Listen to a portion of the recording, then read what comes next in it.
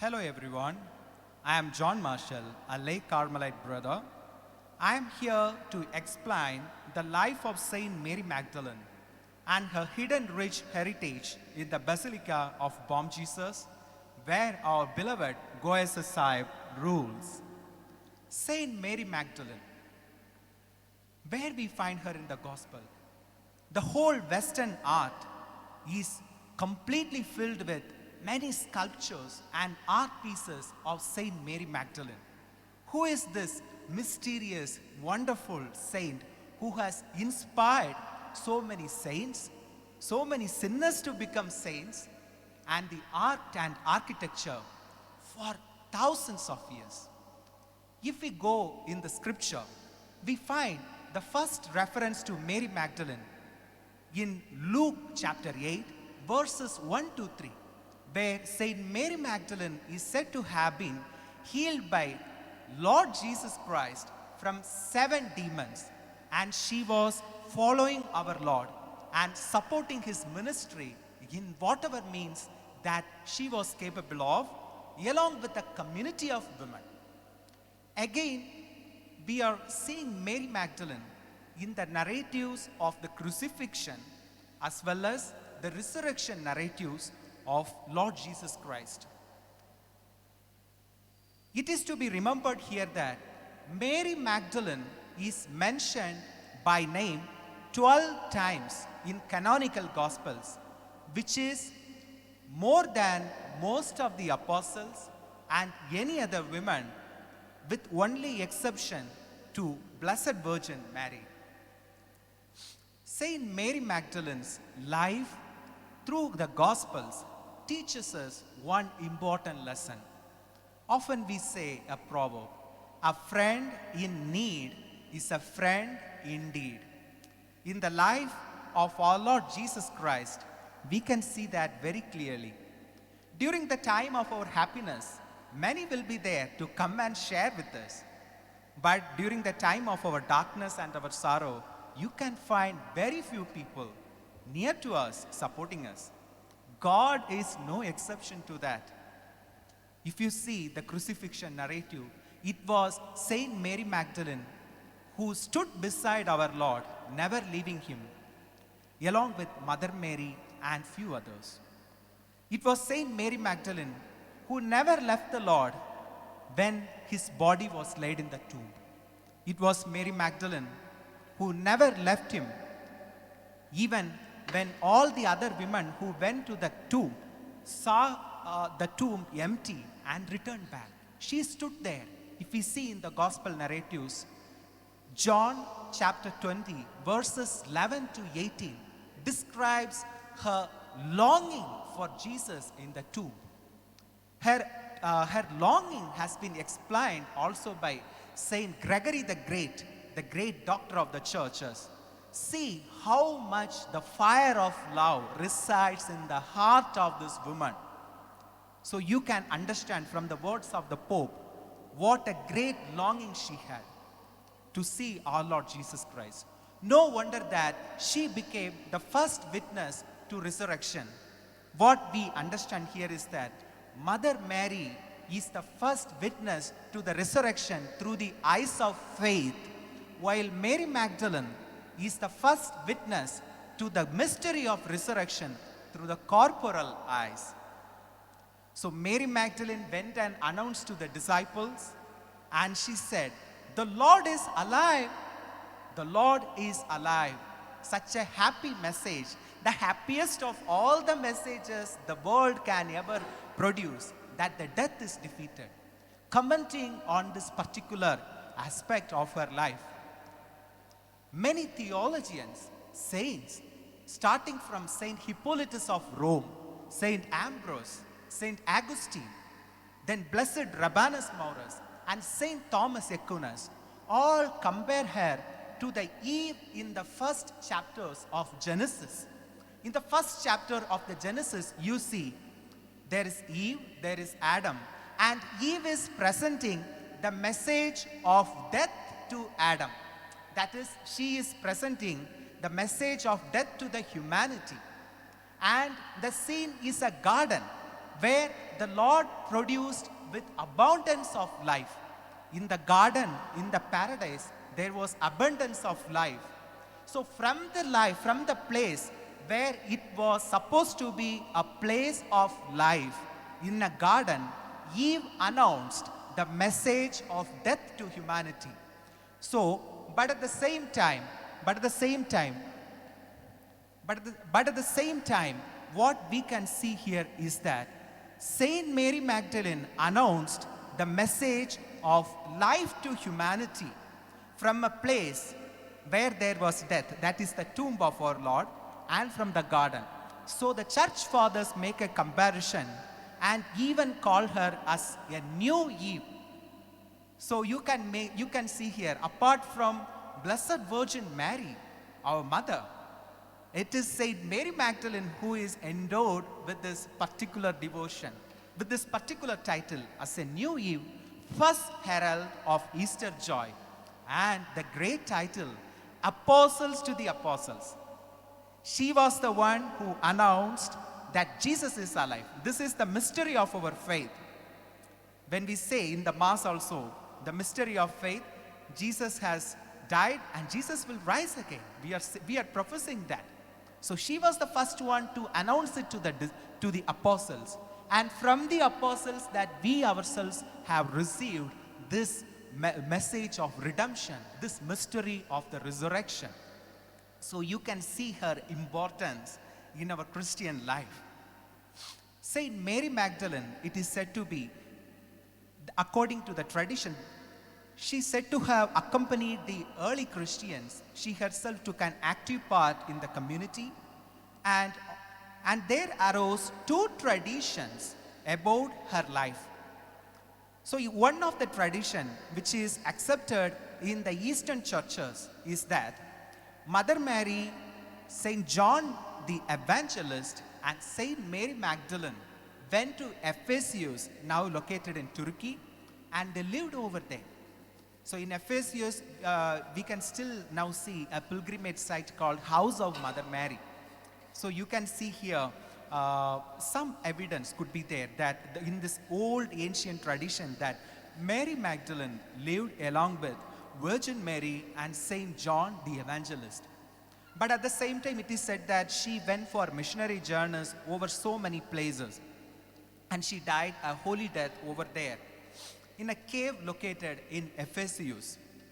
But in the West, in the Latin Church, there arose a tradition which identified Mary of Bethany, the sister of Saint Martha, who comes in Luke chapter 10, verses 38 to 42, along with the sinful woman in the Luke chapter 7, verses 36 to 50.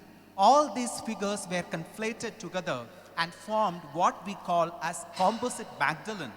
But when we go in the history of the Western Church itself, it is not universally accepted as such. For example, one study mentions that the Benedictine order always maintained a distinction between Saint Mary Magdalene and Mary of Bethany. But this has led to her reputation as a repentant woman, a loose woman, a woman of loose morals, who had converted because of the grace of our Lord Jesus Christ. Her 7 demons were transfigured into 7 deadly sins, and her redemption was seen as one of the greatest miracles of our Lord Jesus Christ himself. This composite Magdalene figure had influenced the Western art throughout the centuries. And it is also said that Mary Magdalene went to France and spent last days of her life in the cave of Maxime, the cave in France, where she spent 40 years without food, without water, in a cave made specially for her by the hand of the angels. And she lived only with the divine contemplation. It is also said that during every canonical hour, the angels will descend to her cave and lift her up.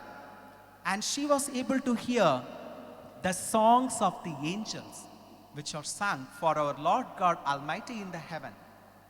Because of that reason, that She was not able to take any earthly food. History of our Catholic Church has shows that there were many other saints who lived without any food.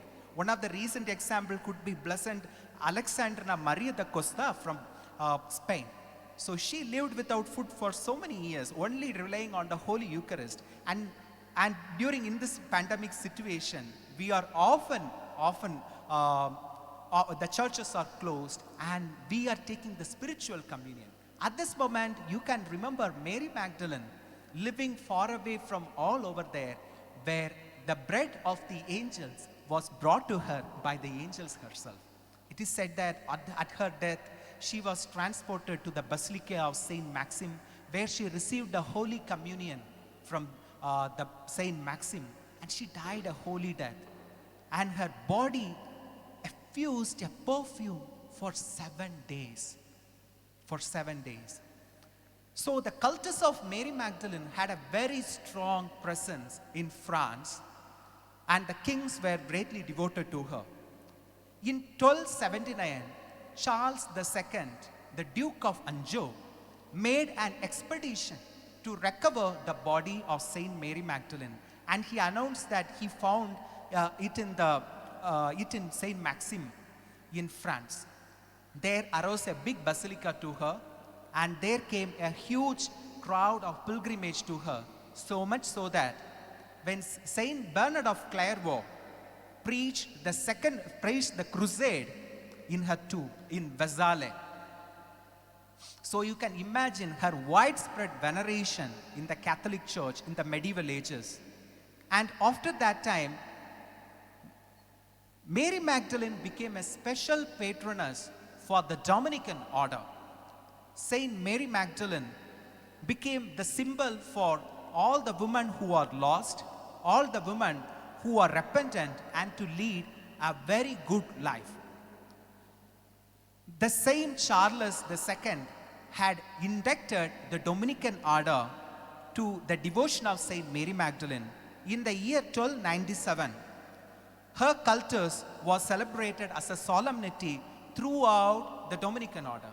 So the Dominicans established their first church in Goa, their convent and church in Goa in the year 1548, and they were very much devoted to Saint Mary Magdalene, as we see from the archival records about their extinct convent. They also made, between 1554 to 1603, the parish church of Siridao, which was dedicated to Saint Mary Magdalene, and it continued so till 1869. And an important institution in Goa was dedicated to Saint Mary Magdalene. Dom Alexio de Menezes was the 7th Archbishop of Goa. Goa during that time, 16th, 17th centuries, the golden Goa was a rich emporium of the East. But at the same time, the city suffered moral depravity. Many women were living a loose life. Seeing this moral depravity, Dom Alexio de Menezes, inspired by God, wanted to found a recollection house for this repentant woman who wanted to live a life of penance and reconciliation with the Lord. And in the year 1610, he established that near the College of St. Paul, the Jesuit College of St. Paul. Initially, he wanted to give the administration to the Jesuits, but the Jesuits, because of their other commitments, were not able to do so. So you can see, it was until 1705, till the year 1705, this institution was located near the College of St. Paul. Now the traces are not left. In the year 1705, this institution was shifted near the convent and the recollection house of Our Lady of Serra. The close location of today's Old Goa could be the Old Goa Cemetery, that area. So, what exactly the life they lived? These converted women, these women who repented their lives, took Mary Magdalene as their patroness, and they did penance, and they lived a life of silence and recollection for the sake of our Lord Jesus Christ, and they followed the rule of Saint Augustine, and their statutes were approved by the Dom Alexio de Menezes, the Archbishop, in 23rd September 1611. And in 1841, this recollection house, along with the recollection house of Sarah, was shifted to Chimbal, the convent of the Carmelites, Chimbal Carmelites over there, where it existed. And in 1924, it was shifted to Altin in Panjim, where it came to be known as Nossa Senhora de Serra and Maria Madalena. But now, it is called only as Nossa Senhora de Serra, as we infer from the Provideria website. So Mary Magdalene had a very prominent role in Goa, but at the same time, the height of all this prominence lies today in the Basilica of Bomb Jesus. Why Mary Magdalene's presence? How Mary Magdalene's presence in the Basilica of Bomb Jesus? If we can make a spiritual connection over here, our Goesa Sahib, beloved Goesa Sahib, is the greatest witness that death is conquered by our Lord. Is the greatest witness. His incorrupt body is a sign for the spiritual body that we will inherit after resurrection. Mary Magdalene witnessed the same. She witnessed the resurrection, the life, that Jesus has conquered the death. That is what Goesa Sahib, our beloved Goesa Sahib, and St Mary Magdalene witnessed. And we have a very wonderful statue of St Mary Magdalene located in the sacristy of Bomb Jesus. This surviving relic, if you see the iconographic features, you can see a bottle of myrrh in her hand. This represents her anointing of our Lord. As in the 4 Gospels, we find that Mary Magdalene went to anoint our Lord. And her hair, which represents her converted nature, her loose hair, which represented that once she lived a loose morals, but now she is offering herself completely to the Lord. And her face completely gracious, blessing the devotees. And it has got a lily motif in the habit of Magdalene. So it is a symbol of purity. And again, our beloved Goesa Sahib is also represented with the motif of lily, which is a sign of his purity. And if you see in the vestry of Bomb Jesus Basilica, there is a wonderful sketch made by Bartolomeo Esteban Murillo, one of the greatest Baroque artists of the Spain. He was very well known for his devotional artworks. Bartolomeo Esteban Murillo sketched this sketch of St. Mary Magdalene. The date is unknown, but it is kept at the Bomb Jesus Basilica in the vestry. So this represents Mary Magdalene enraptured in ecstasy. At the bottom of the painting, you find a Latin quote which says, "Fulgite me floribus, stipate mamalis, quia amore languia." This is nothing but a quote from Songs of Solomon, chapter 2, verse 5. "Sustain me up with flowers, compass me with apples, because I am faint in love." Mary Magdalene is fainted in love. The love for God. She had renounced everything that is earthly, taking only our Lord Jesus Christ as her heavenly bride and taking him as the center of her life. She spent all her years in contemplation. That is what expressed in that painting. In the painting is set up in a cave-like environment which reflects the medieval legend of Mary Magdalene, as reflected in the Golden Legend also, that Mary Magdalene did penance in a cave in France for 40 years. So it represents the cave. Also it refers, we can in a spiritual way, we can say that the cave represents the cave of our heart, where we should enter inside and we should meditate and contemplate God. The same way, Mary Magdalene's eyes in that painting is transfixed to heaven. It is an invitation for all of us to leave all the earthly attachments and focus on the heavenly side. And Mary Magdalene is covered only with her hair, not with any other clothes, only with hair. So this kind of portrayal is a very prominent feature of Mary Magdalene's art in the medieval ages. So what does it represents? Only with hair, and she is without any habit. What this represents? As I had previously said at the beginning itself, she represented the new Eve, a new creation. The Eve was tempted by the Satan and became a slave to her. But Mary Magdalene, who was within the hands of the devil, was released by the power of our Lord Jesus Christ and brought back to life of redemption. So the painting in a figuratively way corresponds to the new creation, Mary Magdalene as a new Eve, symbol for the redeemed humanity. And you find angels descending with the wreath of flowers. So it corresponds with the gospel, sustain me up with flowers. The angels are descending with the wreath of flowers in various colors. So it also has a reference to that golden legend where it is said that angels come to visit her at every canonical hour and lift her up in prayers. So we can find here that Mary Magdalene, another one interpretation could be that Mary Magdalene lived in the company of the angels. So it is again a sign of her detachment from the earth and her attachment only to heaven. And a very rare motif of this painting is that Holy Spirit is descending on Mary Magdalene, which you cannot find in any other iconography of St. Mary Magdalene.